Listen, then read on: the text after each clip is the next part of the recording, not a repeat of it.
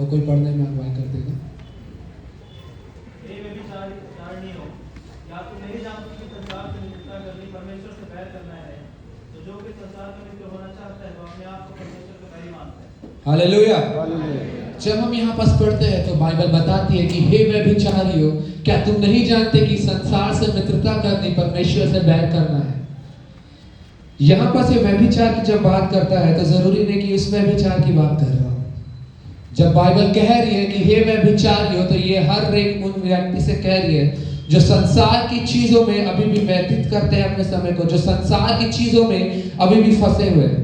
जरूरी नहीं अगर हम फोन में गेम खेलते हैं या संसारी गानों को सुनते हैं या हम कोई भी ऐसे काम जो परमेश्वर की तरफ हमें नहीं ले जाते, बाइबल बताती है कि ऐसे काम व्यभिचार कहलाते हैं। तो बाइबल हमें बताती है हे व्यभिचारियों, अगर मैं इसको बोलूं तो मैं ऐसा बोल सकता हूं कि हे परमेश्वर के लोगों, क्या तुम नहीं जानते कि जिन चीजों में तुम हो वो सांसारिक है। जब यीशु मसीह के विषय में मैं मत्ती में पढ़ रहा था तब वहां पर यीशु मसीह अपने चेलों से बड़ी अच्छी बात को बोलते हैं और यीशु मसीह बोलते हैं कि तुम आसमान को देख के बता सकते हो कि कब बारिश होगी और तुम आसमान को देख के बता सकते हो कि कब ये बारिश रुक जाएगी। तुम मौसम को देख के मौसम का हाल बता सकते हो कि कब ठंडी आएगी और कब गर्मी आएगी, पर तुम अभी भी इतनी बात को पता नहीं लगा पा रहे हो कि कौन सी चीज सांसारिक है और कौन सी चीज परमेश्वर की है। और तुम अभी तक इस बात को नहीं जान पा रहे हो कि कौन सी चीज परमेश्वर की है और कौन सी चीज मनुष्य के लिए। क्या तुम अभी तक इन बात को पता नहीं लगा पा रहे कि मैं इसको करूंगा तो ये परमेश्वर का बैरी बना देगी मुझे। जब हम परमेश्वर के वचन को पढ़ते हैं तो एक बहुत गंभीर बात है। आइए हम निकालेंगे प्रेरितों के काम 10 उसका 44, चैप्टर 10 वर्स 44।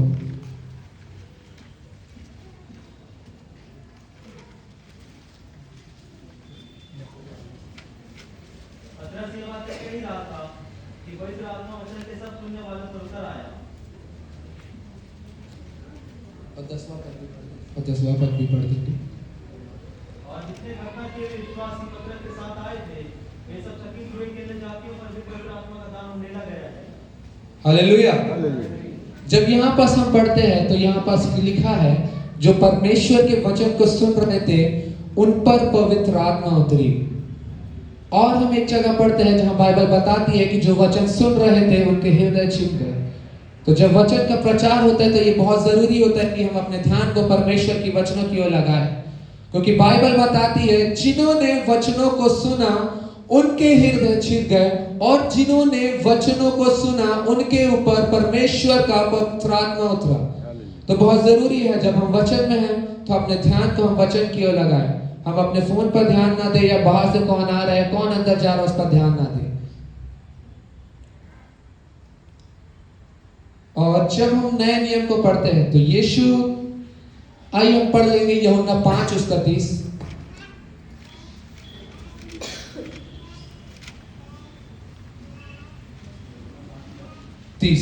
यूहन्ना 5 उसका 30 कि सब लोग जैसे पिता का आदर करते हैं मैं अपने आप से कुछ नहीं कर सकता, जैसा सुनता हूँ वैसा न्याय करता हूँ और मेरा न्याय सच्चा है क्योंकि मैं अपनी इच्छा से नहीं परंतु अपने भेजने वाले की इच्छा चाहता हूँ। हालेलुया। और यहाँ यीशु हमको के जब हम पढ़ते हैं तो यीशु कहता है कि मैं जो न्याय करता हूँ वो सच्चा करता हूँ। वो समय ज्यादा दूर नहीं जब यीशु मसीह का आगमन निकट है। जब यीशु मसीह का बपतिस्मा हुआ तो उसने पहला प्रचार किया कि मन फिराओ क्योंकि स्वर्ग का राज्य निकट है। ये आज से 2000 साल पहले जब यीशु वचन का प्रचार कर रहा था तब वो इस बात को कहता है कि मन फिराओ क्योंकि स्वर्ग का राज निकट है। इस बात को बोले 2022 साल हो चुके और मैं सोचता हूं इन 2022 सालों में शैतान ने काफी अलग अलग तरीकों से, अलग अलग चीजों से, अलग अलग माध्यम से परमेश्वर को लोगों को भटका के रखा है। जब लॉकडाउन हुआ मैं बड़ा खुश था कि जब लॉकडाउन लगा तो परमेश्वर का वचन जब ऑनलाइन गया तो मैं सोचा जिस चीज को शैतान ने बनाया था कि मैं इस चीज से भटकाऊंगा परमेश्वर के लोगों को, वहीं पास परमेश्वर का वचन चले गए। यीशु विश्वास शैतान का गढ़ भी हिल गया, वहां पर शैतान भी सोचने लगा ये कैसी चीजें हो रही है। और जब मैं देख रहा था कि कोई कोविड का टाइम चल रहा था, तब बहुत सारी चीजें आई, बहुत सारी चीजें। जब मैं देखता हूँ तब टिकटॉक आया था मेरे ख्याल से, और भी बहुत सारी चीजें से हाल ही में चल रही है, संसारिकता की चीजें। मैं इस बात को इसलिए कहता हूँ, बहुत सारे लोग मेरे से पूछते हैं कि भैया ये पिक्चर का गाना हम लोग सुनते हैं, सही है या गलत है? तो मैं उनको उत्तर देता हूँ, एक बात बता, जब मैंने अभी बोला कि यीशु बोलता है कि तुम मौसम को देख के मौसम का हाल बता सकते हो, आसमान को देख के बता सकते हो बारिश हो सकती है कि नहीं हो सकती, और इसके बावजूद तुम ये उसके बावजूद तुम अगर ये सोचते हो कि ये संसारिकता है कि नहीं है। अगर हमारे मन में प्रश्न है कि संसारिकता क्या है, तो बाइबल बताती है हर एक वो चीज जो तुम्हें परमेश्वर से दूर करती है वो संसारिकता है। हर एक वो चीज जो तुम्हें परमेश्वर की महिमा से दूर करती है वो संसारिकता है। और बाइबल बताती है, जब हम याकूब का 4:4 पढ़ते हैं, जो संसारिकता में रहता है वो परमेश्वर का बैरी बन जाता है। हालेलुया। अगर मैं इस बात को सोचूं परमेश्वर का बैरी होना, तो इस बात में बहुत बड़ा भय है। आपको पता है, आपको नर्क जाने के लिए कुछ नहीं करना पड़ता, पर अगर आपको स्वर्ग जाना है तो बहुत कुछ करना पड़ता है अपने जीवन में। अगर आप परमेश्वर के वचन में ना चले या आप ऐसे भी रहे, तो आपके लिए ऑलरेडी मैं सोचता हूँ नर्क में आपके लिए एक सीट बुक है वहां। पर अगर आपको स्वर्ग जाना है, परमेश्वर के उस राज्य में जाना है जो पवित्र स्थान है, तो बाइबल बहुत सी बातों को बोलती है, बहुत सी बातों को बोलती है, बहुत सी चीजों को सिखाती है कि नहीं आप ये करना है। कहती है नहीं तुम्हें संसारिकता से दूर रहना पड़ेगा, कहती है नहीं तुम्हें नशे से दूर रहना पड़ेगा, नहीं कहती है तुम्हें व्यभिचार से दूर रहना पड़ेगा। हर वो एक चीज जो इस संसार की है तुम्हें उससे दूर रहना पड़ेगा, क्योंकि अगर तुम उससे दूर नहीं हो तो स्वर्ग के राज में नहीं जा पाओगे। यीशु मसीह अपने प्रचार के समय में कहता है, मैं तुमसे सच सच कहता हूं, जो कोई जल से ना जन्मे और जो कोई आत्मा से ना जन्मे मेरे परमेश्वर के राज में प्रवेश ना करने पाएगा। जल से जन्म लेना, हम सब मैं सोचता हूं बहुत सारे लोगों के जिन्होंने बपतिस्मा लिया होगा। यीशु मसीह जब वो जल से जन्म लेने की बात करते हैं तब वो बपतिस्मा की बात करते हैं। और जब बाइबल में पढ़ते हैं तो वहां पर बताता है, जिन्होंने मसीह का बपतिस्मा लिया उसने मसीह को पहन लिया। मसीह को पहनने का मतलब पता है क्या होता है? आइए हम निकाल लेंगे रोमियो 13:14 और देखेंगे मसीह को पहनने का मतलब क्या होता है। हमने जल से जब जन्म लिया तब हमने मसीह को पहन लिया, और अगर हमें जानना है कि मसीह को पहनना क्या है तो हम निकाले रोमियो 13:14।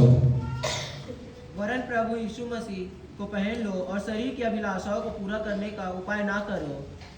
हालेलुया।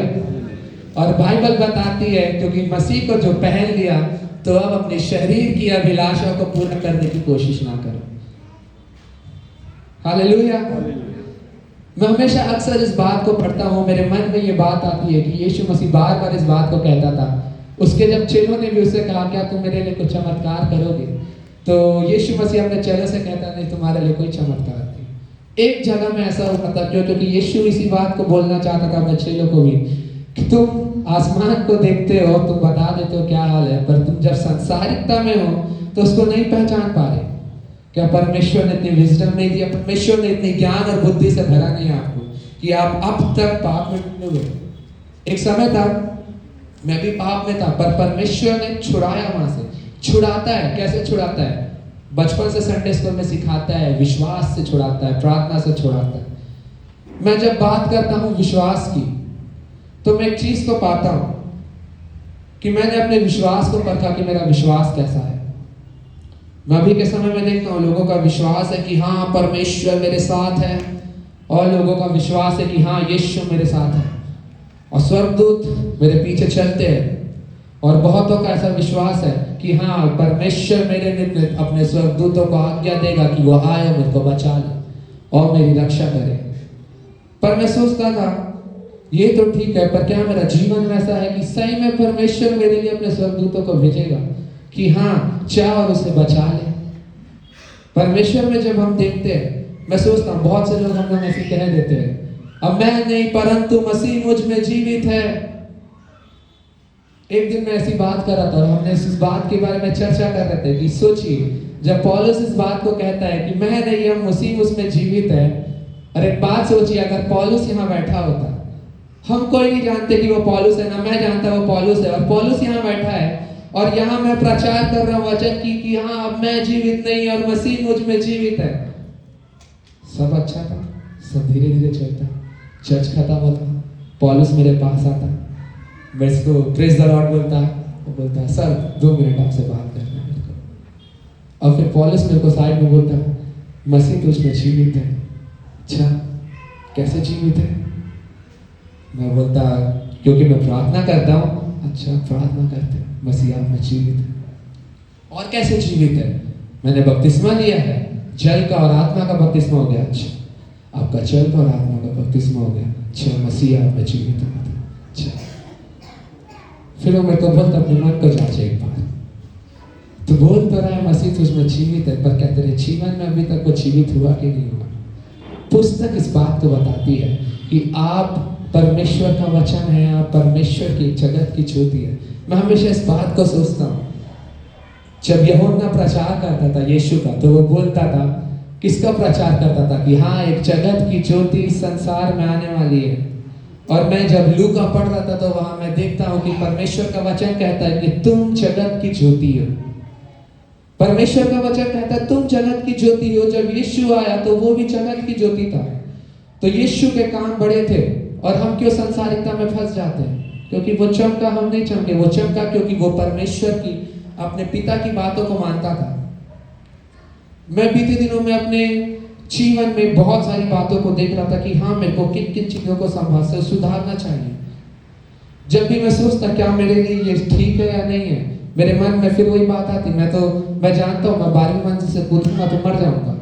और मेरे को अगर ये पता लगाने में टाइम लगता है कि नहीं ये जो गेम है मैं इसको खेलूंगा तो सर पहुंच जाऊंगा, तो ये मेरे जीवन के लिए सबसे खतरनाक बात लगती है।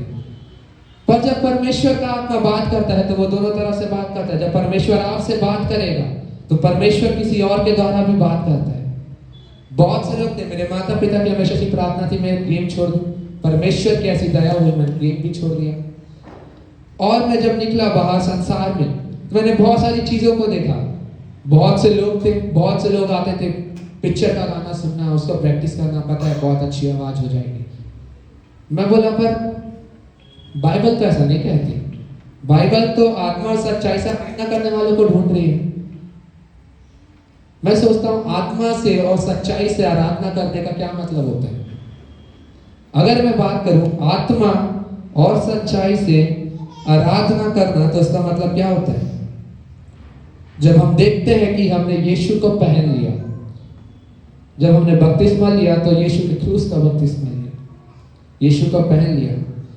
जब हमने वचन में नहीं पढ़ा तो कहती है शरीर की अभिलाषाओं को पूरा ना करना। शरीर की अभिलाषा को पूरा ना करना, पता है यहाँ एक भेद है। शरीर की अभिलाषा, शरीर और आत्मा हमेशा एक अलग चीज है। बाइबल एक बड़ी अच्छी बात को बताती है। गलातियों 5 उसका 19 और 20 हम पढ़ लेंगे तो हमें पता चलेगा कि शरीर की ऐसी कौन सी अभिलाषा है को पूरा नहीं करना है।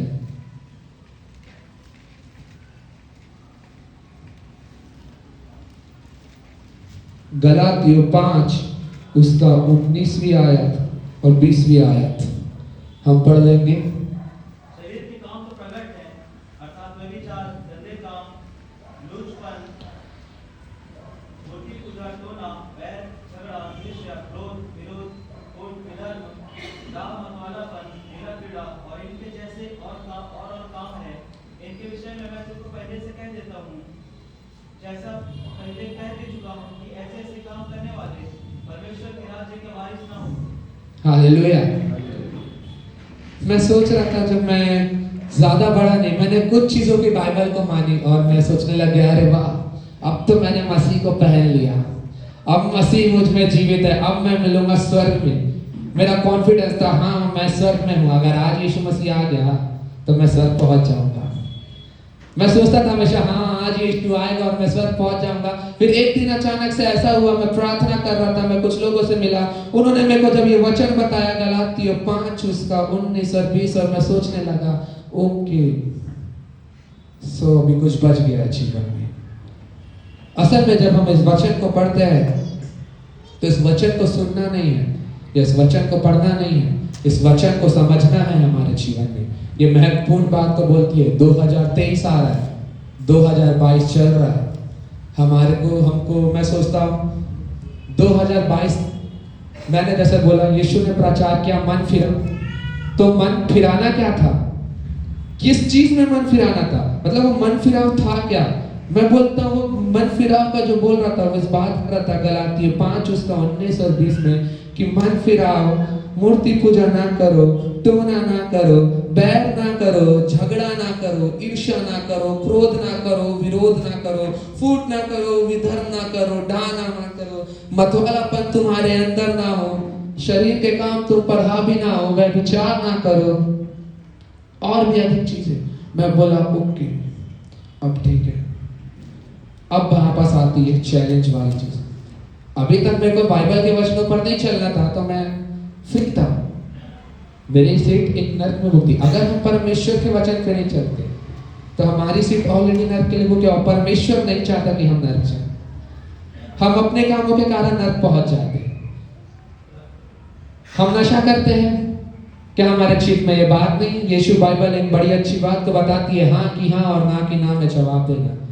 जब यीशु मसीह अंत के दिनों में आएगा, मैंने अपने आप को रखा कि हाँ मैं यहाँ खड़ा हूँ, यीशु मेरे सामने खड़ा है, और यीशु मेरे से पूछेगा तेको नहीं मालूम था तेरे को गेम नहीं खेलना? बोलूंगा मालूम था। तेको नहीं मालूम था पापा? बोलूंगा मालूम था। क्यों नहीं छोड़ा? मैं क्या जवाब दूंगा था? तब मैंने अपने आप को रखते गया, मेरे को परमेश्वर का वचन मिलते गया, मैं अपने आप को परखना चालू किया। मैं इस वचनों को इसलिए बताता हूँ, ये मैं इस बात को इसलिए बताता हूँ कि अपने जीवन को आप परखिए कि आप कहाँ हैं। चलिए ठीक है, आप इस दुनिया में 80 साल जिएंगे, 90 साल जिएंगे, 120 साल जिएंगे, उसके बाद मर जाएंगे। यीशु मसीह 120 साल में आए, हो सकता है 3000 में आए, हो सकता है 2023 में आ जाए, हो सकता है कि परमेश्वर को आने में अभी और 1000 साल हो, पर आपका जीवन तो 120 वर्ष का ही है। अगर आपने अपने 120 वर्ष में, अगर मैं बोलूं 80 साल का, अगर आपने अपने 80 साल तक में अपने जीवन को नहीं बदला, तो आपके पास बहुत कम समय है। आप उनमें से नहीं जो 900 साल जिएंगे, वो आदम था जो जिया था। हमारे पास 80 साल है अपने कर्मों को सुधारने के लिए, हमारे पास 80 साल है कि हाँ हम परमेश्वर के वचनों पर चले, उसकी आज्ञाओं पर चले। इन 80 साल में हमारा जल का बपतिस्मा हो, हम मसीह को पहन ले और उन अधर्म के कामों को छोड़े जिनके बारे में बाइबल बताती है। बहुत से लोग हैं, जब पुराना नियम में पढ़ रहा था तो मैं देखता हूँ वहां पास कि जो परमेश्वर के वचन को सुनते थे, और जब उन्हें परमेश्वर का वचन दिल में लगता था तो वो ठोकर खा जाते थे। जब परमेश्वर का वचन पढ़े, उनको पता चला ये नहीं करना है, उनको ईगो हट हो जाता था। जब कोई आता था भविष्यवक्ता बोलता था हे देख तू विचार में, उनका ईगो हट हो जाता था। क्या बोल रहे थे? सबके सामने ऐसा बोल दिया। लोग वहां पास उनसे नाराज हो जाते थे, लोग डरते थे पहले के समय में। जब भविष्यवक्ता आता था वो देख के दूर हो जाते थे, नहीं ये बता देगा मैं क्या करता हूं। भैया आपके अधर्म के कामों को छोड़िए। सबसे बड़ी बात जो मैं कहता हूं कि यीशु मसीह का जब बपतिस्मा हुआ, यीशु मसीह ने अपने प्रचार के समय में एक महत्वपूर्ण चीज को जब बोला, जो से ही उनका बपतिस्मा हुआ, और बाइबल बताती है कि जब वो सुसमाचार के लिए निकला तो उसने बोला मन फिराओ। मन फिराओ अलग चीज है। क्यों फिराओ? क्योंकि स्वर्ग का राज निकट है। मन फिराओ क्यों बोल रहा है? स्वर्ग के राज में जाने के लिए। अगर आप मन ना फिराए तो जैसा मैंने बोला, स्वर्ग जाने के लिए आपको कोई मेहनत करने की जरूरत, नर्क जाने के लिए आपको कोई मेहनत करने की जरूरत नहीं। पर अगर आप स्वर्ग जा रहे हैं तो आपको बहुत मेहनत करनी है, आपको बहुत ध्यान देना है। अगर आप परमेश्वर का, मैं हाल ही में एक वचन को पढ़ रहा था और उसके बाद मैं डर गया। मैं उस वचन को पढ़ा और मैं डर गया। अच्छा, उसमें लिखा था जो वचन का प्रचार करता है और अगर उसका जीवन में ऐसा ना हो तो उसको बहुत बड़ा लेखा देना पड़ेगा। हालेलुया। और उसको बहुत बड़ा लेखा देना पड़ेगा। मैं डर गया। आज से 2 साल पहले की ये बात है। जब मैंने इस वचन को पढ़ा तो मैं बहुत ज़्यादा डर गया था। मैंने वचन का प्रचार किया है और अगर मेरा जीवन में ऐसा ना हो तो आपसे पहले तो मेरा न्याय हो जाएगा। सब तो खड़े होंगे, पहले मेरे से पूछेंगे जी 50 लोगों के सामने तो तू प्रचार कर रहा था, वो तेरे को देख रहे थे, तूने बोला तू ये मत करना, तेरे को बाद में जब उन्होंने देखा तो उसी पाप में गिरा हुआ था।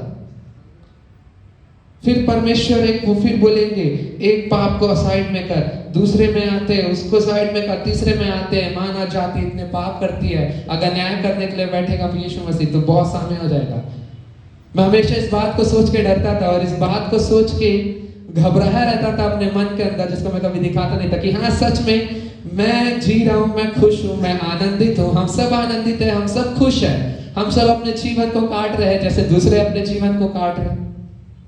कौन ऐसा मनुष्य जो बोलता है कि मेरे जैसे बनना? बाइबल में कौन था जिसने बोला मेरी सी चाल चलो, किसी और की नहीं? यीशु मसीह जब इस बात को बोलते हैं मेरी सी चाल चलो, तो हमको यीशु की चाल चलनी है। एक बड़ी अच्छी बात मेरे को लगती है जब मैं देखता हूं मेरे भाई को, तो मैं एक चीज को उससे सीखता हूं कि जो एक बच्चा होता है जब वो बड़ा होता है तो अपने पिता को देख के सीखता है। यीशु के अंदर ये सारी आदतें थी क्योंकि वो पिता को देख के सीखता था। जब हम बड़े होते हैं तो हमें पिता को देखते हैं और हम अभी भी बालक हैं। अगर हम 30 साल के हो जाए, हम 40 साल के हो जाए, या हम 80 साल के हो जाए, या हम 18 साल के हो, हम परमेश्वर के लिए एक बालक है। और बाइबल कहती है सही अच्छा है कि तुम बालकों की तरह बने रहो, क्योंकि एक बालक को नहीं मालूम होता कि क्या सही है क्या गलत है, उसको पाप के बारे में नहीं मालूम होता। अगर आप उसको बचपन से आराधना करोगे तो वो भी बड़े होकर स्तुति आराधना गाएगा। बचपन से बोलोगे झूठ मत बोल, झूठ मत बोल, झूठ मत बोल, झूठ मत बोल, तो 99 लोगों के सामने वो खड़े होकर बोलेगा तुम तब तो झूठे हो। और ऐसा ही कुछ हुआ था यीशु मसीह के समय में। जब यीशु मसीह आया परमेश्वर के वचनों को लेकर, यीशु मसीह का जीवन बहुत अच्छा था। यीशु मसीह का जीवन एक पवित्र जीवन था जिसके बारे में बाइबल कहती है। और यीशु मसीह बोलता था कि मेरी सी चाल चलो, और लोग उसको जब यीशु को देखते थे तो उनके साथ ऐसा होता ऐसा था। वचन का प्रचार वो भी कर रहा था, ये भी वचन का प्रचार कर रहा था, वो वचन को जी रहा था, ये वचन को नहीं जी रहा था। और जब ऐसा होता था तो लोगों का ईगो हर्ट हो जाता था बहुत ज्यादा। अब जब ईगो हर्ट होता था तो फिर यीशु से आकर बहस करने लगते थे। भैया जब वचन पहुंचता है ना तो वचन से ठोकर नहीं खाना चाहिए, जब वचन पहुंच रहा है ना तो वचन पे चलना है। बहुत समय पहले मेरे को एक भैया ने सिखाया कि देख रोनित, तू खड़े होता है ठीक है, गीत गाता है, तू स्पेशल सॉन्ग तो देता है, तू आराधना कर रहा है क्या? तेरे मन में यीशु था क्या? जब तू सामने खड़े हुआ और तू परमेश्वर के गीतों को गाया, परमेश्वर ने, मैं मेरे दोस्तों से कहा उस भैया के द्वारा, जब तू आराधना तू मेरे गीत को गा रहा है, तेरे अंदर मैं हूं या तू क्यों गा रहा है? तेरे सामने 100 लोग बैठे हैं, उनको सुनाने के लिए गा तो नहीं रखा है। अगर ऐसा है तो फिर मत गा, क्योंकि तेरी आराधना ग्रहण योग्य नहीं होगी। अब मेरे को सीखना था भाई, अच्छा आत्मा सच्चाई से कैसे करते हैं आराधना, ओके मेरे को वचन का प्रचार करना है, वचन का प्रचार कैसे करते हैं। मैं आगे बढ़ते गया और मेरे को ऐसी संगति मिली, मेरे को लोग अच्छे मिले, मेरे को परमेश्वर से प्रार्थना करता था, परमेश्वर की तरफ से वचन मिला। और एक बहुत अच्छा वचन जब मेरे को मिला हाल ही में कुछ महीनों पहले जब मैं पढ़ रहा था, और उसके बाद से मैंने लड़ना चालू किया। आइए हम निकालेंगे गलातियों 5 उसका 16 से 17। गलातियों 5 उसका 16 और 17वीं आयत। और मैं कहता हूँ आत्मा के अनुसार चलो, तो तुम शरीर की लालसा किसी रीति से पूरी न करोगे। 17वीं आयत। क्योंकि शरीर आत्मा के विरोध में और आत्मा शरीर के विरोध में लालसा करती है, और ये एक दूसरे के विरोधी है, इसलिए कि जो कुछ तुम करना चाहते हो वह न करने पाओ। Hallelujah, hallelujah. और यहाँ परमेश्वर कहता है, क्योंकि परमेश्वर के बाइबल वचन में लिखा है हाथी में वचन था, वचन परमेश्वर था और वचन परमेश्वर के साथ था। तो जब हम पढ़ रहे हैं ना तो ये बात को बाइबल कह रही है जो आपके सामने में लिखी हुई है। ये बात को परमेश्वर कहता है। पर मैं कहता हूं आत्मा के अनुसार चलो तो तुम शरीर की लालसाओं से भागोगे, क्योंकि शरीर आत्मा के विरोध में और आत्मा शरीर के विरोध में लालसा करता है और ये एक दूसरे के लिए विरोधी है। हालेलुया। हमेशा ऐसा होता था, मैं सोचता था मैं पूरी रात आज परमेश्वर की आराधना करूंगा, मैं पूरी रात आज बैठूंगा और प्रार्थना करूंगा, पर मेरा शरीर मेरे को करने नहीं देता था। क्योंकि बाइबल बताती है आत्मा और शरीर विरोधी है, और छोटे मोटे विरोधी नहीं, बहुत भयंकर वाले विरोधी है। एक इंसान सोचता है अपने शरीर के बारे में, मैं ये करूंगा, मैं वो करूंगा। मैं सोचता हूँ कई बार जब मैं परमेश्वर के भवन में आता था, मैं हाल ही में कुछ महीने पहले सोच रहा था अगर मैं परमेश्वर के भवन में इसलिए ना हूं क्योंकि मेरे को भूख लग रही थी, मेरे को खाना खाने जाना था, तो ऐसा वाले बात हो गया, परमेश्वर 1 मिनट ये नाशवान पेट को भर के आ जाओ बस। अगर मैं चर्च आ रहा हूँ और मैं चर्च में इसलिए लेट हो रहा हूँ क्योंकि मैं बहुत ज्यादा मेकअप कर रहा हूँ, बहुत ज्यादा एकदम पूरा बाल को बना रहा हूँ, ढेर सारी चीजें, तो फिर ऐसी बात हो जाती परमेश्वर 2 मिनट थोड़ा इस नाशवान शरीर को सजा तो लूं। चर्च आ रहे हैं, 150 लोग देखेंगे। अगर आप 150 लोगों के चक्कर में रहे तो आप खुद अकेले भी स्वर्ग नहीं जा पाएंगे, क्योंकि परमेश्वर कहता है, परमेश्वर का वचन कहता है कि जो कोई आत्मा से ना जन्मे वो स्वर्ग में प्रवेश नहीं करेगा, जो जल से ना जन्मे वो प्रवेश ना करेगा। जो जल से जन्म लेता है उसने यीशु को पहन लिया, और जिसने यीशु को पहन लिया, बाइबल कहती है इन बातों को, अगर आप गलातियों 5 उसका 16 से लेके 21 तक अगर आप पूरा पढ़ेंगे तो सीधी सीधी बात बाइबल आपको बताती है कि आपको क्या करना है। सीधी सीधी बात है, कोई बड़ी बात नहीं, कोई मुश्किल की चीजें नहीं, आपके सामने सीधे लॉज रखे, क्या करना है क्या नहीं करना है आपके सामने में रखा है। आइए हम निकाल लेंगे मत्ती रचित सुसमाचार अध्याय 19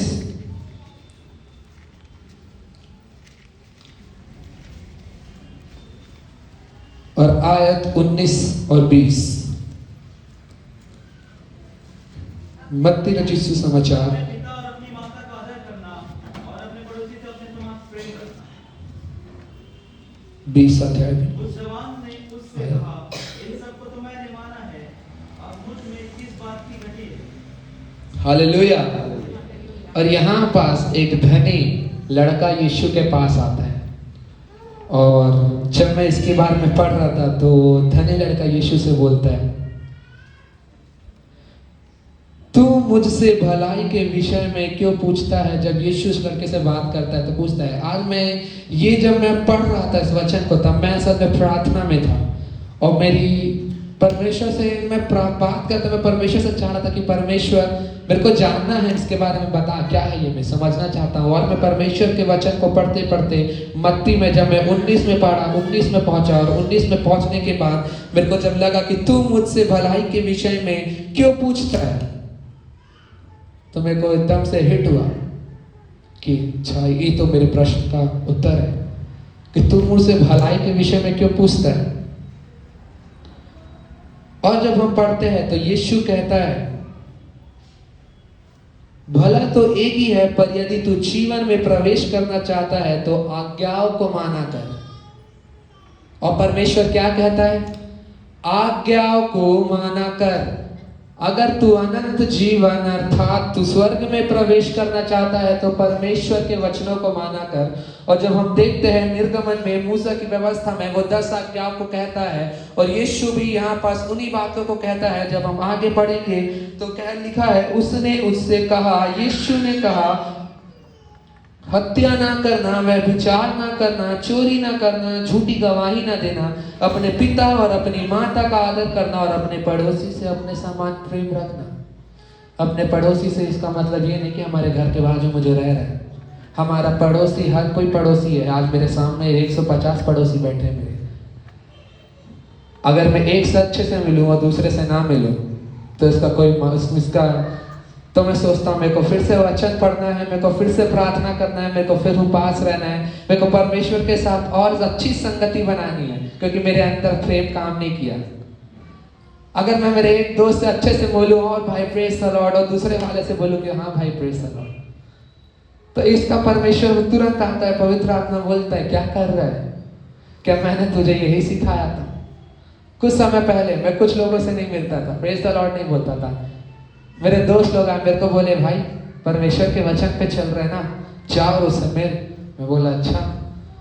पवित्र आत्मा बोला देख तू बोला था तेरे को बाहर से उत्तर चाहिए, बाहर से उत्तर दे रहा हूँ तेरे को, जा और उनसे मिल। मैं बोला अच्छा ठीक है। मैं प्रार्थना किया और उनके पास गया, मैंने उनको बोला प्रेज द लॉर्ड, उनसे मिला। उसके बाद पवित्र आत्मा से मेरे अंदर फिर आया और फिर बोला ये क्या बोल के आया तू, परमेश्वर की महिमा हो ऐसे बोल के आया तू, ऐसे प्रेम कहाँ गया तेरे अंदर का? जब तू मिलने गया तो क्या उन तीनों के, उन चारों के प्रति तेरे अंदर प्रेम नहीं आया, या उनके परिवार के प्रति तेरे अंदर प्रेम नहीं आया? तब मैं बोला ये तो गंभीर बात है, क्योंकि एक भी चीज अगर मेरे अंदर कम हुई तो मैं स्वर्ग के राज में प्रवेश ना कर पाऊंगा। एक सबसे बड़ा दर्द, अगर परमेश्वर के वचन में चलते हैं तो परमेश्वर के वचन में हम लोग दो कारण से चलते हैं, या तो हम चिन्ह चमत्कार को देखते हैं, या तो हमारे अंदर भय होता है। क्योंकि मैं सोचता हूं विश्वास राई के दाने के बराबर भी बहुत बड़ी बात है। तो मेरे अंदर एक बहुत बड़ा भय था जब मैं सोचता था कि नरक के बारे में, परमेश्वर की उस आग में जलना। जब मन में भय आया तब मेरे पास एक वचन और पहुंचा, चल तेरे अंदर भय तो आ गया पर मैं तेरे को एक और चीज बताता हूं। आइए हम निकाल लेंगे पहला कुरिन्थियों उसका 16 और उसका 22। पहला कुरिन्थियों उसका 16 और उसका 22। हमारा प्रभु आने वाला है। पहला कुरिन्थियों 16 का 22। यदि कोई प्रभु से प्रेम ना करे तो वह श्रापित हो। हालेलुया। एक बार फिर से पढ़ देंगे इस वचन को। यदि कोई प्रभु से प्रेम ना रखे तो वह श्रापित हो। और परमेश्वर का वचन यहाँ बताता है जो परमेश्वर से प्रेम ना रखे वो श्रापित हो। तो मेरे को ये उत्तर मिला प्रेम और भय, कि जब मैं मार्ग में आया तो मेरे को बाइबल के वचन से ये उत्तर मिला कि जो परमेश्वर से प्रेम नहीं करता वो क्या होगा, वो नाश हो जाएगा। अब परमेश्वर से प्रेम करते हैं, अब परमेश्वर के नाम का भय मानते हैं, इसका मतलब क्या है पता है? यूहन्ना 14 उसका 15वां, यदि तुम मुझसे प्रेम रखते हो तो मेरी आज्ञाओं को मानोगे। हालेलुया। अगर मैं मेरे पिता से प्रेम करता हूं तो मैं मेरे पिता की आज्ञा को मानूंगा। अगर मैं मेरे माता से प्रेम रखता हूं तो मेरी माता की आज्ञा को मानूंगा। अगर मैं अपने परमेश्वर की आज्ञा को नहीं मानता और मैं बोलता हूं मैं परमेश्वर से प्रेम करता हूं तो दोषी मैं हूं अपने नरक जाने का, ना कि कोई और। मैं आज इसी बात को आप लोगों को बताना चाहता हूं। अपने आप से पूछिए, अपने आप को खड़ा करिए, अपने कमरे में जाइए।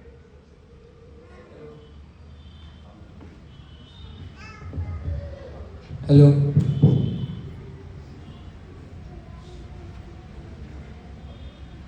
हालेलुया। और मैं इस बात को कहना चाहूंगा, जब आज यहाँ प्रचार खत्म होता है, असल में जो परमेश्वर का वचन है, ये जो वचन है वो आपको छिपाने के लिए 2023 आ रहा है। 2022 में मायने नहीं रखता आपका जीवन कैसा भी था, 2022 में अब क्या थे मायने नहीं रखता, पर मायने ये रखता है कि आने वाले समय में आपके पास वचन है, आपके चित्त में ये बात आ चुकी है। और मैं सोचता हूँ सबके चित्त में, मैं सोचता हूँ मैं तो 18 साल का, परमेश्वर बहुत सारे लोग हैं जिनके पास, जिन्होंने मेरे से ज्यादा चीजों को देखा होगा, और अगर मैं सोचता हूं इसके बावजूद उनका जीवन नहीं बदलता, तो जिस दिन यीशु आएगा मैं तो मेरा न्याय दूंगा, जब आप अपना न्याय देंगे तो बात उस चीज का है। फिर एक और दिन मैं सुबह उठा, प्रार्थना किया, अपने फोन को लिया और मैं परमेश्वर से बोला था आज परमेश्वर मेरे को कौन सा वचन देगा। मेरे एक दोस्त ने मेरे को मैसेज किया, और अगर तुम्हारे पास परमेश्वर का वचन हो और तुम उसे दूसरों तक नहीं पहुंचाते तो परमेश्वर उसका लेखा लेगा। और मैं डर गया, इसका भी परमेश्वर लेखा लेगा। अब मेरे पास वचन तो था, और मैं जिसको मिलता था मैं उसको ये वचन बताने लग गया। मैं एक दिन अभिषेक के घर गया, मैं उससे मिला, उसको उस वचन को बताया, भाई भी कैसा है। फिर मैं जब भी मेरे को एक वचन मिलता, मेरे को जो मिलता मैं उसको वो वचन दे देता। एक दिन अचानक से हुआ, मैं ऊपर आया, मैंने भैया लोग को वो परमेश्वर का वचन जो मुझे मिला मैंने दे दिया। क्योंकि जब मैंने उस चीज को पढ़ा कि अगर तुम्हारे पास वचन है और तुम नहीं देते दूसरे को तो उसका लेखा देना पड़ेगा। अब क्योंकि ये परमेश्वर की आज्ञा थी कि हाँ वचन देना है, और क्योंकि अगर बच्चा परमेश्वर से प्रेम रखता हो तो कहता है पर बाइबल का वचन कि तुम उसकी आज्ञाओं को मानोगे, तब ये जरूरी था कि ये वचन मेरे को जाके दूं। अब मेरे अंदर हमेशा एक बात रहती थी, अरे यार मैं इसको ये वचन दूंगा तो उसको लगेगा मैं उसको ताना मार रहा हूँ वचन के द्वारा। पर असल में बाइबल इस बात को कहती है, मैं तुमसे सच सच कहता हूं, परमेश्वर का वचन सुनकर ठोकर ना खाना, पर जब तुम तक वचन पहुंचे परमेश्वर का तो उसको सुनना और अपने जीवन में काम करना। क्योंकि कुछ भी चीज मैं अपनी मर्जी से नहीं करता, पर जो कुछ परमेश्वर का है उसी का प्रचार करता हूं। जब हम देखते हैं पुराने नियम में जितनों ने प्रचार किया, भविष्यवाणी की, परमेश्वर की सामर्थ से की, और नए नियम में जब हम देखते हैं जितने लोग आए परमेश्वर के, यीशु के जो 12 चेले थे, जब वो यीशु के नाम का, परमेश्वर के नाम का प्रचार करते थे तो वो एक चीज को हमेशा बोलते थे, जो चीज यीशु ने अपने बपतिस्मा के बाद अपने प्रचार में पहले बोला था कि मन फिराओ क्योंकि स्वर्ग का राज निकट है। जैसा कि मैंने शुरू से बोला, पहला पॉइंट मन फिराओ। कैसे फिराओ? गलातियों 5 उसका 16 से लेकर 21 तक कैसे फिराओ। हम परमेश्वर से प्रेम करते हैं, परमेश्वर की आज्ञाओं पर चलेंगे। कौन सी आज्ञा है? मत्ती 19 उसका 18 से लेके 20 वचन तक। अगर आपके पास समय हो तो मत्ती 19 पूरा पढ़ना, क्योंकि वहां बहुत अच्छी बात को कहता है। एक धनी लड़का आता है, वहां पर खड़े होता है, यीशु से बात करता है और पूछता है, यीशु मैं तुझे क्या दूं? और यीशु कहता है, तेरा धन संपत्ति जो कुछ है तेरे पास दे दे, और वो मुंह लटका के चले जाता है। अगर आपके पास समय हो तो जरूर पढ़िएगा मत्ती 19। और जब हम आगे जाते हैं तो जब मैं कह रहा था कि जब आपने बपतिस्मा लिया तो आपने यीशु के नाम का बपतिस्मा लिया। उसके बाद जब हमने रोमियो में पढ़ा तो ये भी परमेश्वर का वचन कहता है शरीर की अभिलाषाओं को पूरा ना करना। और जब हमने ये भी देखा कि परमेश्वर का वचन ये भी बताता है कि जो आत्मा है वो सबसे बड़ा विरोधी शरीर का है। यीशु मसीह अपने 12 चेलों के पास रात को आता था और कहता था, मत सो, प्रार्थना करो। बाइबल में पढ़ते हैं कलीसिया की रात भर लौ लगा के प्रार्थना की। हम पढ़ते हैं वो दूल्हा आएगा, कब आएगा? रात को आएगा। कैसे आएगा? चोरों के समान आएगा। जब हम पढ़ते हैं तो देखते हैं कि रात का जो समय है बहुत ज्यादा, हाँ मैं सोचता हूँ बहुत ज्यादा बार इसका वर्णन किया गया है बाइबल में कि जो भी हुआ सब रात के समय में हुआ। जब यीशु आया तो रात के समय में आया। एक बहुत मुश्किल समय होता है रात के समय, जब हम रात को प्रार्थना करते हैं। मैं सोचता हूँ सबसे मुश्किल समय होता है सन्नाटा, अंधेरा, थकावट, नींद, ढेर सारी चीजें भरी रहती शरीर में। सुबह 7 बजे से उठे हैं, वचन सुने हैं, सुबह 7 बजे से उठ के ऑफिस गए हैं, काम किए हैं, पैदल चले हैं, गाड़ी चलाए हैं, पूरा दिन तो संसार में बिता दिए। एक समय मिलता है रात को, जब हम जाते हैं रात को, बाइबल खोलते हैं, एक वचन पढ़ते हैं और एक बड़ी सी झमाई आती है।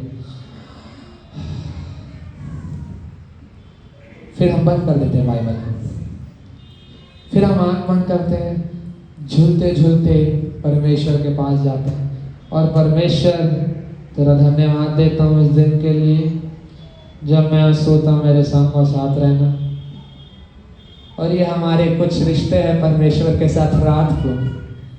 फिर एक सुबह आती है, हम सुबह उठते हैं और सो के उठते हैं, फिर एक झमाई लेते हैं।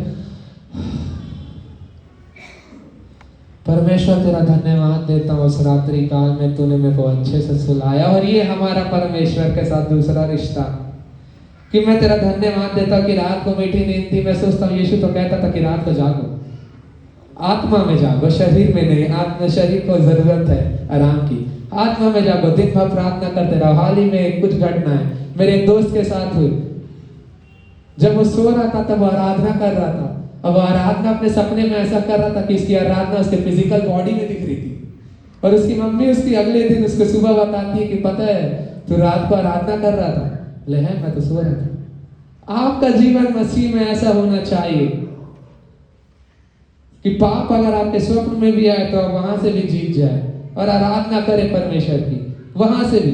देखिए मैं फिर से कहता हूं, अगर परमेश्वर का वचन आप तक पहुंचा है तो उससे ठोकर ना खाइए, परंतु अपने जीवन पर काम करिए, क्योंकि समय अभी भी लेट नहीं हुआ है। मैं सोचता हूं 2022 है, 23 आ जाएगा। अपने संबंध को सुधार लीजिए, आपके पास समय है। अगर ये महीने भी खत्म होने के बाद, मैं इस दिन की खत्म होने की बात करूं तो भी आपके पास बहुत समय है कि आप परमेश्वर को दे सकते हैं। वचन खत्म होने के बाद, आराधना खत्म होने के बाद जब बात करें तो वचन की भी कर सकते हैं। हमेशा हम लोग जब वचन की बात करते रहते हैं तो कोई ना कोई होता है हमारे बीच में से हट जाता है और कोई उस चीज को सुनता नहीं, पसंद नहीं करता, तो हम लोग शांत हो जाते हैं, कुछ नहीं बोलते। ऐसा अगर ऐसा हो, मैं सुनता हूं, बहुत सारे लोगों से सुनता आया हूं, जादू टोने की शक्ति जो मेरे ऊपर प्रबल हो गई। मैं बोलता था अच्छा जादू टोने की शक्ति प्रबल भी हो गई। अच्छा, परमेश्वर के साथ बड़ा गहरा रिश्ता लगता है आपका। क्योंकि मैं सोचता हूं अगर आपका परमेश्वर के साथ वैसा रिश्ता है ना, तो अगर कोई जादू टोना करने वाला आपका बाल लेके गया ना घर, तो पूरी दुष्ट आत्मा भाग जाएगी। अगर आपका धूल लेके चले गया तो वहीं के दुष्ट आत्मा उसी को पकड़ के मारेंगे। तो किसका ले आया रे, तू नहीं जानता ये कौन है? बोलेगा मैं नहीं जानता, पर दुष्ट आत्मा जानते हैं। याद रखिएगा, कोई मनुष्य नहीं जानता आपका रिश्ता कैसा है, ना कोई मनुष्य जानता है आपका जीवन कैसा है, पर दुष्ट आत्मा, परमेश्वर और यीशु मसीह और पवित्र आत्मा जानता है कि आपका रिश्ता कैसा है। इसलिए अपने रिश्ते को परमेश्वर के साथ सुधारिए, नहीं तो फिर आएंगे और देख तूने मेरे ऊपर जादू टोना कर दिया है, जादू टोना कर दिया।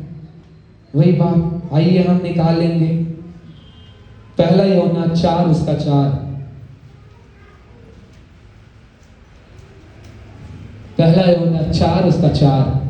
हे बालकों, तुम परमेश्वर के हो और तुमने उन पर जय पाई है, क्योंकि जो तुम में है वह उससे जो संसार में है बड़ा है। हालेलुया। और बाइबल कहती है हे बालकों तुम परमेश्वर के हो, हम परमेश्वर के हैं। जब हम पैदा होते तो हमारी आत्मा कहां से निकल के आती है? परमेश्वर में से आती है। तो कोई जादू टोना करने वाला कैसे हमारा कुछ कर सकता है, जबकि हम परमेश्वर के निकले हुए एक भाग हैं। और तुमने उन पर जय पाई है। हमने उन सांसारिक शक्तियों पर जय पाई है, ना कि उन सांसारिक शक्तियों ने हमारे ऊपर जय पाई है। फिर भी प्रबल है, क्योंकि जो तुम में है वह उससे जो संसार में है बड़ा है, क्योंकि जो हमारे अंदर है वो यीशु है, और इसलिए जो संसार में है उससे बड़ा है। मैं सोचता था इस बात को, बहुत बार नजर लग जाती है। अच्छा, मैं प्रार्थना करने पर विश्वास रखता था, बहुत सारी चीज पुराने सभ्यताओं से चलती आ रही जिसको मैं तोड़ता है। इसके कारण कई बार मेरी लोगों से नहीं जमती, क्योंकि वो कहते हैं, नहीं, पुराने बुजुर्ग कहते हैं कि ये चप्पल को सीधा रखना चाहिए, नहीं तो घर में लड़ाई हो जाती है। बोला अच्छा, मैं दोनों चप्पल उल्टी कर देता था और प्रार्थना करता था, परमेश्वर मेरा विश्वास तो तेरे ऊपर है। मैं घर में आता था और बेटा ऐसा नहीं करना चाहिए, या कोई बाहर के बुजुर्ग अंकल, बेटा ऐसे नहीं करना चाहिए, खाली कैंची चलाओ तो ऐसा ऐसा हो जाता है। अच्छा, मैं प्रार्थना करते रहते, यीशु मैं कैंची चला रहा हूँ पर मेरा विश्वास तो तेरे ऊपर है। हालेलुया। तो हमारा विश्वास किसके ऊपर है? बहुत सारी चीजें जब मैं बाहर निकल के देखता हूँ, लोगों से मिलता हूँ, मैं मेरे दोस्त से मिला, भाई चलना बाहर कटा, कहते आज शनिवार है मैं नहीं जाऊंगा। क्यों नहीं जाएगा भाई? क्योंकि कहते हैं शनिवार को बाल नहीं कटाना चाहिए। अच्छा, वो एक दिन है आज तक मैं शनिवार को बाल कटाता आ रहा हूं। क्यों? पता है, क्योंकि विश्वास यीशु पर था। और फिर कुछ लोग मिले, देखो मालूम है, उधर मत जाना, वहां भूत प्रेत रहते हैं, उनके घर मत जाना, वो जादू टोना करते हैं, इनके घर में कुछ भी जाए, कुछ भी दे देंगे, कुछ मिला के खिला देंगे, इंसान पागल हो जाएगा, मत करना। मैं बोला अच्छा, इनके साथ भी जो थोड़ा रह लिया जाए।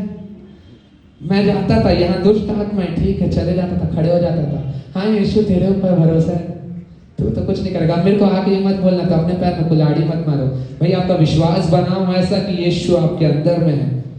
आपका विश्वास वैसा होना चाहिए कि जब आप यहाँ आए और आपने पैर रखा तो परमेश्वर की सामर्थ ने उस जगह में काम किया।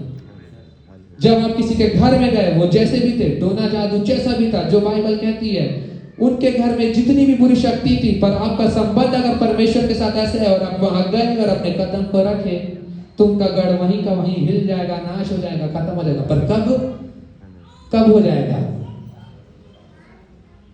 कब हो जाएगा? हिंट देता हूं, परमेश्वर से जो प्रेम करता है कब हो जाएगा?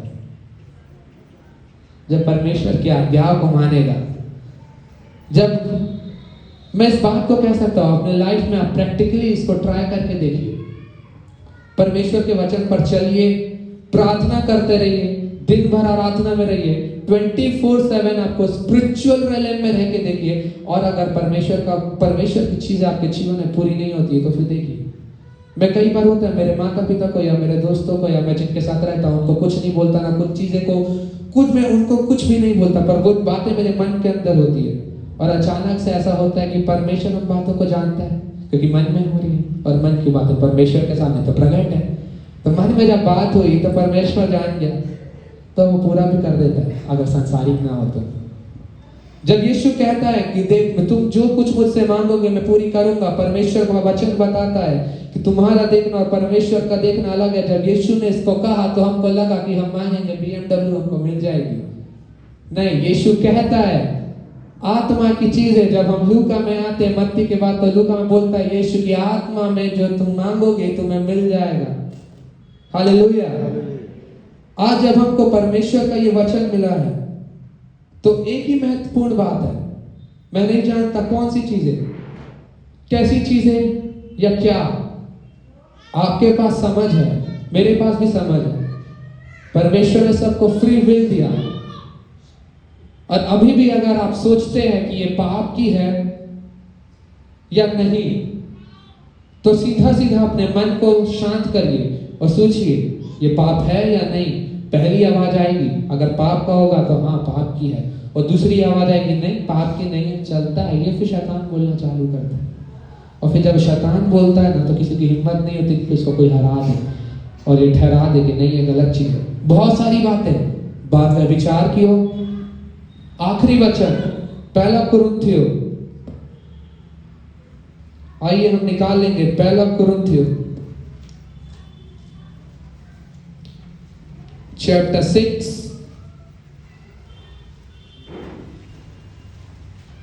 and verse 9। क्या तुम नहीं जानते कि अन्यायी लोग परमेश्वर के राज्य के वारिस न होंगे? धोखा न खाओ, न वेश्यागामी, न मूर्ति पूजक, न परिस्त्रीगामी, न दुष्ट, न पुरुषगामी, न चोर, न लोभी, न प्रेतकार, न गाली देने वाले, न देह करने वाले परमेश्वर के राज्य के वारिस होंगे। हालेलुया। मैं सोचता हूं अगर ये वचन मेरे जीवन के लिए भी था, ये वचन आपके जीवन के लिए भी है। हमारे सामने बातें प्रकट है, कौन परमेश्वर के राज में प्रवेश करेगा और कौन परमेश्वर के राज में प्रवेश नहीं करेगा। हमारे सामने बात प्रकट है कि जब मैं वहां खड़े होऊंगा और यीशु मेरे सामने होगा और मैं यीशु के सामने होऊंगा, तब ना तो मेरे माता पिता मेरे को बचाएंगे, ना मेरे दोस्त मेरे को बचाएंगे। हम सबके सामने ये बातें प्रकट है, कौन सी चीज गलत है, कौन सी चीजें सही हैं। हमारे सामने हर बात प्रकट है कि ये सांसारिक है या नहीं है। हमारे सामने हमारे जीवन के बातें प्रकट है कि हमने कितना परमेश्वर के वचन पे चला और कितना परमेश्वर के वचन पर नहीं चला। जब हम 1 कुरिन्थियों 6 उसका 9 पढ़ते हैं, 9 और 10, मैं चाहता हूं ये तो इस भाषा में है। अब घर जाइए, अपने फोन को उठाइए और एक बार व्हाट्सएप फेसबुक को छोड़ के जब ये वचन को घर जाना और उसमें एक एक शब्द के पर्यायवाची शब्द को देखना। सही में आपको ठोकर लगेगी इस वचन से, क्योंकि ये वचन बहुत गहरी बातों को बोलता है और बहुत सीधी बातों को बोलता है। आपके सामने प्रकट है कि नहीं, और आप कर रहे हैं। आप जानते हैं बाइबल के वचन को पर मानते नहीं। बहुत से लोग हैं जो परमेश्वर के वचन को मानते हैं, और मैं इस बात से हमेशा खुश होता हूं जब मैं लोगों को देखता हूं एक चिड़चिड़ापन जब आता है तो कैसे आता है? शैतान चिंगारी मार के जाता है। सबसे बड़ी चीज, आखिरी विषय कहूंगा और अपनी बात को खत्म करूंगा। जब हमने परमेश्वर के वचन को पढ़ा तो हमको एक चीज पता चली कि जो हमारा आत्मा है शरीर का विरोधी है। तो पता है पाप दो तरीके से हो जाता है। जब हम पढ़ते हैं मत्ती में यीशु कहते हैं जिसने क्रूड दृष्टि डाली उसने पाप कर लिया। पाप मतलब पहले कहाँ आ रहा है? पाप पहले मन में आ रहा है। क्रोध पहले मन में आता है, फिर कहाँ आता है? शरीर में। पहले मन में आता है, इसको मारता हूँ आज, और फिर जाके मार भी देता हूँ। ये है क्रोध, मन में आया फिर फिजिकल में दिख गया। मैं एक एग्जांपल ले रहा हूँ। बहुत से पाप है पहले मन में आते हैं, मेरे को मन में लड़ना है। एक समय था मैं एक भैया से मिला, भैया से पूछा भैया ये पाप है मेरे को इससे लड़ना है, इसे कैसे लड़ा जाए? तो भैया ने जब इस वचन के बारे में बताया कि देख पाप ना दो तरीके से होता है। मन में आएगा पहला तो झूठ, एटीट्यूड, घमंड, सीधी बात आत्मा के 9 फल के सारे अपोजिट काम जो है वो पहले आपके मन में आएंगे। जितने शैतान के काम है, जितने शैतान के विचार है पहले आपके मन में आएंगे, उसके बाद मन में युद्ध होगा। माफ कर देता हूँ, नहीं करूँगा माफ, सॉरी बोलने से थोड़ी कुछ होता, नहीं बोलना, सर झुकाएगा अपना, ऐसा कुछ नहीं होता। यीशु तो बोलता है माफ कर दो, मैं तो नहीं करूँगा। लेकिन मन में युद्ध चल रहा है, अभी शरीर में नहीं आया। अभी वो व्यक्ति वहां खड़ा है, मैं यहाँ खड़ा हूँ, शरीर में मेरे मन में चल रहा है अभी कि मैं इसके साथ क्या करूँ, मैं इससे मिलूँ नहीं मिलूँ। अगर मैं नहीं मिलता तो फिर मेरे को घर जाना है, मेरे को फिर वचन पढ़ना है, मेरे को फिर रात भर प्रार्थना करनी है, मेरे को मेरा जीवन बदलने की जरूरत है। पर सही में अगर वचन काम कर रहा है तो आपके जीवन में वचन दिखना बहुत ज्यादा जरूरी है। ऐसा ना हो कि मैं यहाँ तो अच्छा जीवन जीऊं पर मेरे घर में जाऊं तो मेरा जीवन सांप के समान हो जाए, जैसे टेढ़ा दिखता है, और मैं भी घर में जाके वैसी हो जाऊं, आड़ा टेढ़ा, और दूसरों के सामने सीधा बन के रहूं, तो कोई ये बातें व्यर्थ की है। अगर मैं ये इसमें बहुत पहले, आज से कुछ साल पहले जब मैं देखता था पाप मेरे मन में आता था तो मेरे को फर्क नहीं पड़ता था। पर जब ऐसा हुआ, जब प्रार्थना से जब मैं प्रार्थना करना चालू किया तब ऐसा होता है, सामने में होता है, मैं देखता हूँ मुंडी ऐसे कर लेता हूँ। क्यों पता है? क्योंकि परमेश्वर का भय आ गया। लगता है हमेशा कि हाँ मेरे पीछे पीछे कोई चल रहा है, मैं चल रहा हूँ, हाँ मेरे साथ में कोई है। अकेलापन का महसूस नहीं होगा। मेरे को एक समय में कोई मिला, मैं डिप्रेशन में हूँ भैया क्या करूँ? मैं बोला परमेश्वर के साथ संगति नहीं है इसलिए डिप्रेशन में है। बोले भैया मैं क्या करूँ? अच्छा प्रार्थना में नहीं है तभी नहीं हो रहा। तो आइए मैं आज के वचन से आपको यही सिखाना चाहता था कि परमेश्वर के वचन आपके सामने परमेश्वर के वचन प्रकट है, आपके सामने आपका जीवन प्रकट है। ऐसा बिल्कुल मत कीजिए कि जब आप आराधना में हो तब आपका जीवन बेस्ट हो, या जब मैं प्रचार कर रहा हूँ तब मेरा जीवन बेस्ट है, या जब कोई प्रॉफिट आया तब मैं बोल रहा हूँ yes hallelujah in the name of Jesus Holi master glory, और सुबह सुबह फोन खोल के एक पिक्चर का गाना चलेगा और मैं उसके सामने नाच रहा हूँ।